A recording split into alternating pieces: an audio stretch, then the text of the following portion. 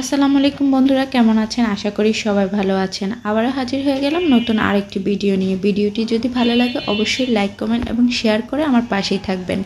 চলুন তাহলে রেসিপিটি দেখে নিই। এখানে আজকে আমি চিংড়ি মাছের মালাইকারি করব, আর সেজন্য আমি গলদা চিংড়ি নিয়ে নিয়েছি। আর গলদা চিংড়িগুলোকে এবার কেটে নেওয়ার পালা। এবার গলদা চিংড়িগুলোকে একটি কেচির সাহায্যে সামনের যে চোখ আর ছোট ছোট পা থাকে এগুলোকে কেটে নেব। আর যে বড় বড় পাগুলো থাকে এগুলো আমি কেটে নেব, তবে রান্নার জন্য নিয়ে নেব। আপনারা চাইলে কিন্তু চিংড়ি মাছের সাথে রেখেও দিতে পারেন। এবার নিচের দিকে ছোট ছোট পাগুলোকে কেটে নেব, আর লেজের যে অংশটা থাকে সেখান থেকে হালকা করে কেটে নেব। এবার মাথার এই পাশটা একটি কেচির সাহায্যে কেটে এই মাথার ভিতরে যে ময়লাটা থাকে এটা হালকা করে টেনে বের করে নেব। কিন্তু ভিতরে যে মগজটা থাকে এটা কিন্তু বের করতে যাবেন না, তাহলে কিন্তু চিংড়ি মাছের মজাটা আর পাবেন না। তারপরে এভাবে লেজের অংশ থেকে এভাবে কেটে ভিতরে যে একটা রগ থাকে এটা বের করে নেব। এভাবে সবগুলো চিংড়ি মাছ কেটে নেওয়া হয়ে গেলে এর মধ্যে হলুদের গুঁড়ো, মরিচের গুঁড়ো আর লবণ দিয়ে ভালো করে মেখে নেব। এই মাখামাখির কাজটা একটু ভালো করে করতে হবে যেন চিংড়ি মাছের গায়ে ভালো করে লাগে।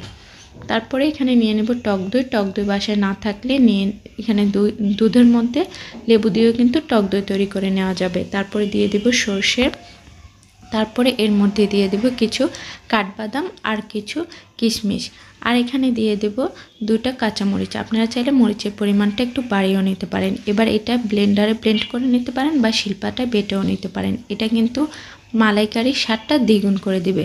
আর এখানে নারকেলটাকে একটু গরম পানিতে ভিজিয়ে বেটে নেব। আপনারা চাইলে ব্লেন্ডারেও ব্লেন্ড করে নিতে পারেন। এবার একটি কড়াইয়ের মধ্যে দিয়ে দেব সরষের তেল, তার মধ্যে চিংড়ি মাছগুলো ভেজে নেব। তবে হ্যাঁ, চিংড়ি মাছগুলো কিন্তু বেশি ভাজা যাবে না, 20 থেকে 25 সেকেন্ডের মতন দুই পাশটা ভেজে নিলেই হয়ে যাবে। এই চিংড়ি মাছের মালাইকারিতে চিংড়ি মাছটা কিন্তু অতিরিক্ত ভাজি হয়ে গেলে চিংড়ি মাছের মালাইকারির যে অরিজিনাল স্বাদ সেটা কিন্তু পাবেন না। এবার সবগুলো মাছ এপিট ওপিট করে 20 সেকেন্ডের মতন ভেজে নেব।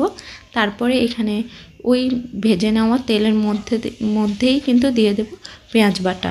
সবগুলো চিংড়ি মাছ নিয়ে নেব। সবগুলো চিংড়ি মাছ নিয়ে এখানে পেঁয়াজ বাটাটা দেব। আপনারা চাইলে কিন্তু এখানে পেঁয়াজ কুচিটাও দিতে পারেন, তবে পেঁয়াজ বাটাটা দিলে এর ঝোলের ফ্লেভারটাও ভালো আসে, আবার ঝোলটা একটু ঘনও হয়। আর ফ্লেভারের জন্য দিয়ে দেব এলাচ। এলাচটা কিন্তু এখানে একটু বেশি করেই দিতে হবে। আর পেঁয়াজ বাটাটা দিয়ে একটু ভালো করে নেড়ে চেড়ে নেব। পেঁয়াজ বাটাটা একটু ভালো করে কষিয়ে নেব। তারপরে এর মধ্যে দিয়ে দেব হলুদের গুঁড়া, তারপর দিয়ে দেব মরিচের গুঁড়ো আর দিয়ে দেব জিরার গুঁড়ো। এগুলো আপনাদের পছন্দ অনুযায়ী কম বেশি করে নিতে পারেন। এখানে আদা রসুন বাটাটা দেওয়ার প্রয়োজন নেই, তবে যদি চান হালকা 1 চা চামচের মতন দিয়ে দিতে পারেন। তারপরে এখানে যে টক দই আর বাদামের যে পেস্টটা তৈরি করেছিলাম সেটা দিয়ে দেব। সেটা দিয়ে ভালো করে একটু নেড়ে চেড়ে দেব। ভালো করে নেড়ে চেড়ে এগুলোকে মশলাগুলোকে একটু কষিয়ে নিতে হবে। ভালো করে কষিয়ে নেওয়া হয়ে গেলে এর মধ্যে যে নারকেলের দুধটা আমি বেটে বের করে রেখেছিলাম সেটাও দিয়ে দিলাম। সবগুলো মশলা দেওয়া হয়ে গেলে তারপরে একটু কষিয়ে নিতে হবে। আর এখানে আমি আরেকটা জিনিস দিয়ে দিয়েছি ধনেপাতা। ধনেপাতাটা চাইলে কিন্তু আপনারা স্কিপও করতে পারেন। তারপরে ভেজে রাখা চিংড়ি মাছগুলো দিয়ে দেব। চিংড়ি মাছগুলো দিয়ে ভালো করে একটু নেড়ে চেড়ে ঢাকনা দিয়ে ঢেকে দেব। আর হ্যাঁ, চিংড়ি মাছের যে ফ্লেভারটা থাকবে আর চিংড়ি মাছ ভাজির পরে যে ঝোলগুলো থাকবে সেগুলো কিন্তু এর মধ্যে দিয়ে দেবেন। এটা যতটাই রান্না হবে এর কালারটাও কিন্তু অতটাই ডার্ক হয়ে যাবে। আর রান্না শেষ হয়ে গেলে এর মধ্যে ফ্লেভারের জন্য দিয়ে দেব কাঁচামরিচ। মরিচের পরিমাণটা আপনাদের যার যার পছন্দের উপর নির্ভর করে, আপনারা চাইলে বাড়িয়ে কমিয়ে দিতে পারেন। আর লাস্ট পর্যায়ে এর মধ্যে দিয়ে দেবে 1 টেবিল চামচের মতন ঘি।